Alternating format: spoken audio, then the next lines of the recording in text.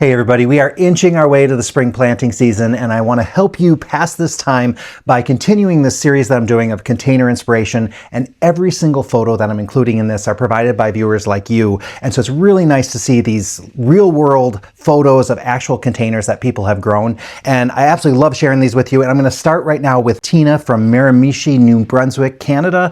I hope I said that right. That's zone 5A, and this is a great combination. That bright yellow flower that you see is a Goldilocks Rocks Bidens, and it's with a Super Bell's lemon slice, and that's a really unusual one because it has that beautiful striped pattern, and she has that with a Sweet Caroline Raven sweet potato vine, or Ipomia, and that's a nice one because it's a little bushier, not such a big trailing variety, but beautiful combination. I love the contrast of those leaves of the sweet potato vine with those bright colors of the Calibrachoa and the Bidens, and I'm sure as the season progressed, this thing just filled out beautifully.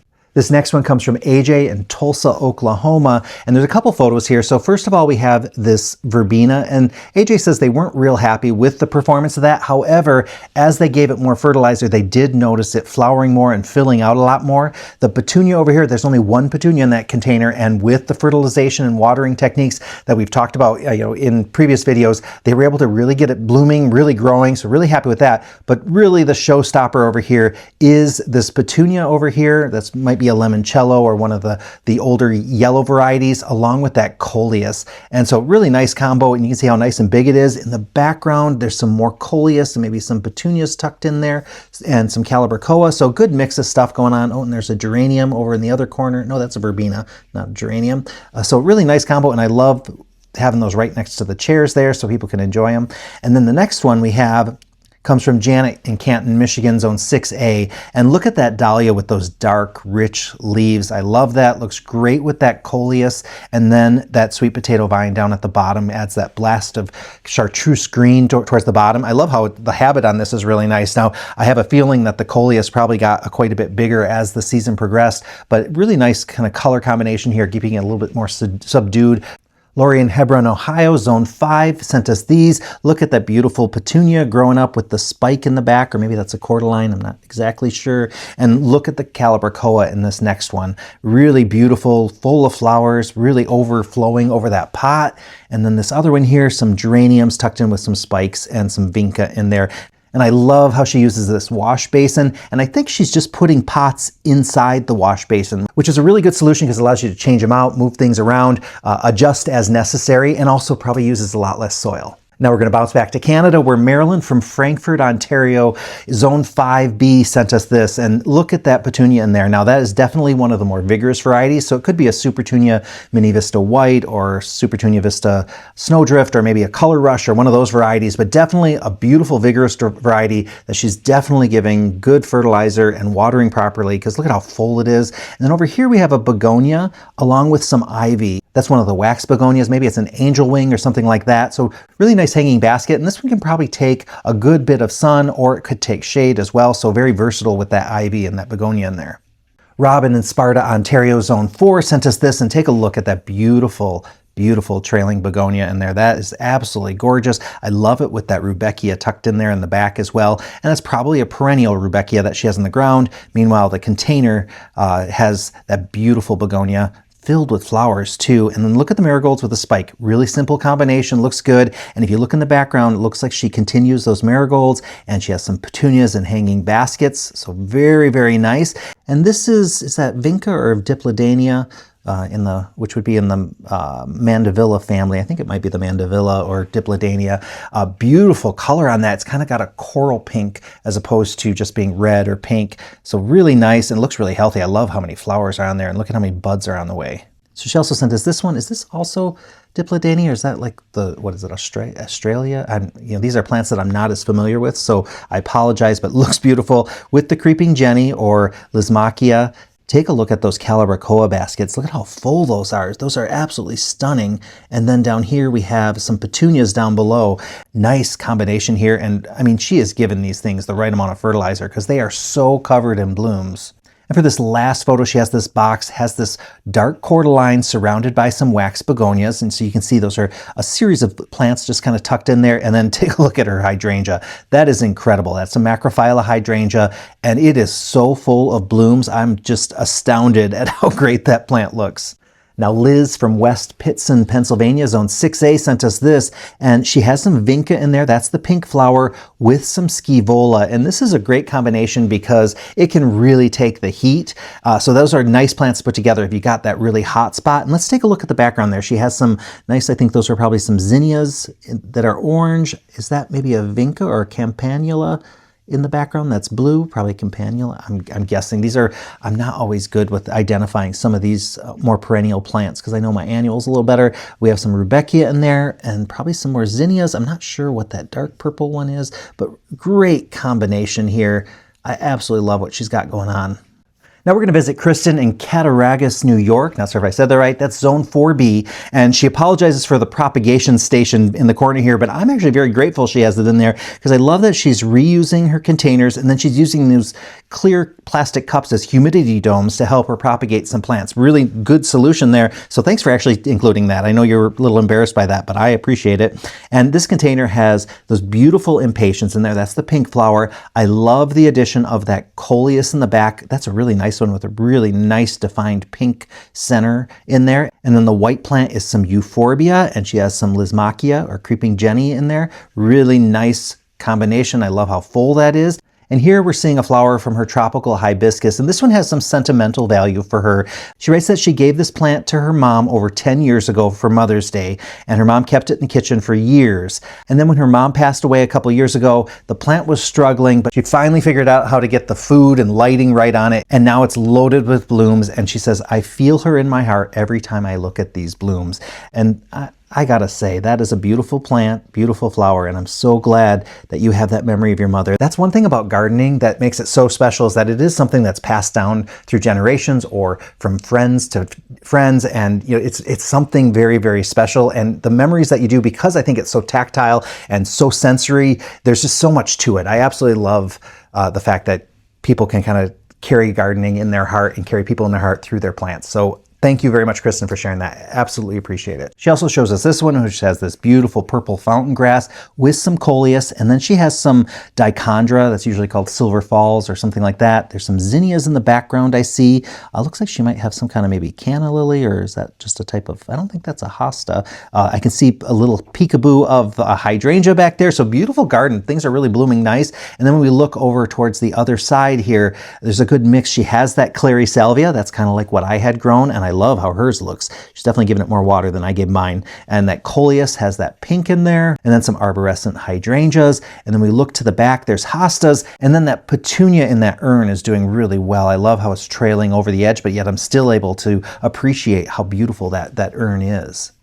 Cindy from Rio Rancho, New Mexico, Zone 7B, sent us this. Look at those osteospermum, the yellow and the pink, really beautiful and look great with that yellow and pink calibrachoa in there as well. I see a little bit of Bidens down there in the ground in a pot, so she's got really nice bright colors going on there. She sent us these as well. So here we have what's probably the Supertunia honey, or it could be what, Cascadia Indian Summer or something. I can't remember what the other name is. It's sold under two different names. And then she has that sweet potato vine, and this is a variety that's very deeply lobed. So you have a little bit different leaf pattern than some of the heart-shaped ones. I see some Angelonia in the background and spikes and petunias. And then over here we have that calibrachoa, and some scaevola is the blue one on the left, and then some salvia in the center. And this is going to be a container that I think is going to do really, really well. Now, I do notice on that calibrachoa, you see a little bit of yellowing going on in those leaves. That might mean that the pH of her water is a little bit off. So adding a little bit of chelated iron might help her get more green leaves and improve the quality of that plant.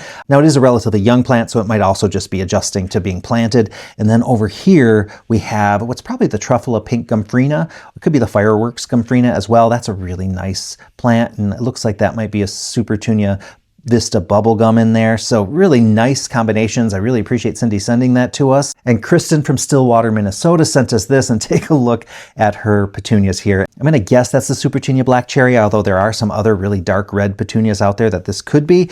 It looks really nice, and I love how the heucheras are looking down below. Those are also called corabelles. Look at the flowers on them. And I like this variety because it has those kind of green leaves with the purple stems, and I'm guessing some of the veining on the leaves are a little bit purple, so really nice. Another osteospermum, tucked in with some verbena, and looks like that's going to probably be taken off shortly. Now, Christopher from St. Louis, Missouri, Zone 6B sent us this, and I love this combination. I'm going to guess that's Super Tunia Bordeaux with some salvia here, and this is one of those varieties that's a bit bicolor, so it has both blue and white, and then that yellow Calibrachoa is just stunning. I love how many flowers are going on it, and we look down at the bottom, there's a wax begonia with that nice bronzy leaf on it.